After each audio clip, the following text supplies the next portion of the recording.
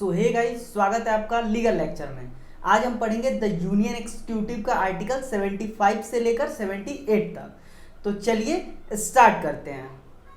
Article 75 में कहता है कि हमारे प्राइम मिनिस्टर को अपॉइंट प्रेसिडेंट करते हैं। ठीक है, इसमें कहता है कि जितने भी हमारे मिनिस्टर हैं, ठीक है, उनका जो भी कार्यकाल, जो भी ड्यूरेशन होता है वो फिक्स नहीं होता है। ठीक है, पहले ये फिक्स हुआ करता था। नाउ-अ-डेज प्रेसिडेंट के अकॉर्डिंग वो कितने सक्षम हैं, ठीक है, उनको लगता है प्रेसिडेंट को कि हाँ ये अभी कर सकते हैं, तो तब तक वो रहेंगे अपने कार्यकाल में, अदरवाइज प्रेसिडेंट उनको हटा देंगे। ठीक है, उसके बाद कहता है कि जितने भी हमारे लोकसभा के मेंबर हैं, जो भी मिनिस्टर हैं, उनको इट मीन्स कि उनका ये रिस्पॉन्सिबिलिटी है कि वो प्रेसिडेंट को जवाब देंगे कि उन्होंने क्या क्या काम किया है। ठीक है, और जितने भी मिनिस्टर हैं उन सभी को ऑफिस में इंटर करने से पहले हमारे प्रेसिडेंट ही शपथ दिलाते हैं। ठीक है, तो ये था हमारा आर्टिकल 75। आर्टिकल 75 अटॉर्नी जनरल के बारे में बताता है। इसमें कहते हैं कि अटॉर्नी जनरल हमें उसे कहते हैं जो हमारे कंट्री के हाईएस्ट पे लॉ ऑफिसर हैं। इट मीन्स कि जो हमारे कंट्री को रिप्रेजेंट करते हैं, ठीक है, इंडिया को रिप्रेजेंट करते हैं। जैसे किसी अदर कंट्री से हमारे इंडिया का अगर कोई केस चल रहा है तो ये केस अटॉर्नी जनरल हैंडल करेंगे। ठीक है, और किसी को अटॉर्नी जनरल बनना हो तो उसको वो क्वालिफिकेशन चाहिए जो एक सुप्रीम कोर्ट के जज का क्वालिफिकेशन होता है। ठीक है, और अटॉर्नी जनरल को भी अपॉइंट प्रेसिडेंट करते हैं, और अटॉर्नी जनरल को अगर रिमूव करना होगा, अगर हटाना होगा तो प्रेसिडेंट के थ्रू ही उनको हटाया जाएगा। ठीक है, तो ये था हमारा आर्टिकल 76।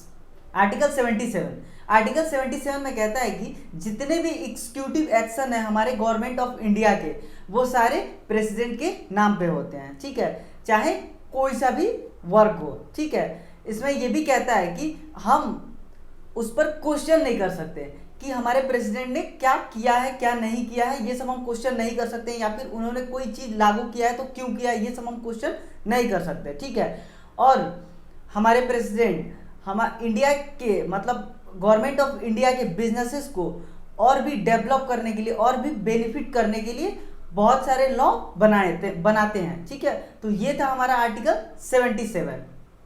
आर्टिकल 78 में प्राइम मिनिस्टर की ड्यूटी के बारे में बताता है। इसमें कहता है कि प्राइम मिनिस्टर अगर कोई सा भी डिसीजन लेते हैं तो वो प्रेसिडेंट को बताना होगा, या फिर काउंसिल ऑफ मिनिस्टर कोई सा भी डिसीजन लेते हैं तो वो प्रेसिडेंट को बताना होगा। ठीक है, चाहे वो एग्जीक्यूटिव मैटर हो या लेजिस्लेटिव मैटर हो। ठीक है, या फिर प्रेसिडेंट सामने से प्राइम मिनिस्टर से कह सकते हैं कि आप हमें इंफॉर्मेशन दीजिए, तो हमारे प्राइम मिनिस्टर को वो इंफॉर्मेशन प्रेसिडेंट को देना होगा। ठीक है, और इसमें एक और बात कहता है कि अगर कोई इंडिविजुअल मिनिस्टर कोई डिसीजन ले लेता है, ठीक है, और प्रेसिडेंट को लगता है कि नहीं ये सही नहीं है, या फिर ये उनके अकॉर्डिंग क्लियर नहीं है, तो वो सारे मिनिस्टर को फिर से बैठक करके उसको रीचेक करवा सकते हैं।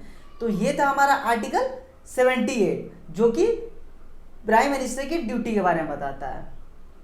होप कि मैंने आपको द यूनियन एग्जीक्यूटिव का आर्टिकल 75 से लेकर 78 तक काफ़ी अच्छे से क्लियर किया है। अगर फिर भी आपको कोई डाउट रहता है तो आप कमेंट करके हमें ज़रूर बताएं। मिलते हैं नेक्स्ट वीडियो में, तब तक के लिए धन्यवाद।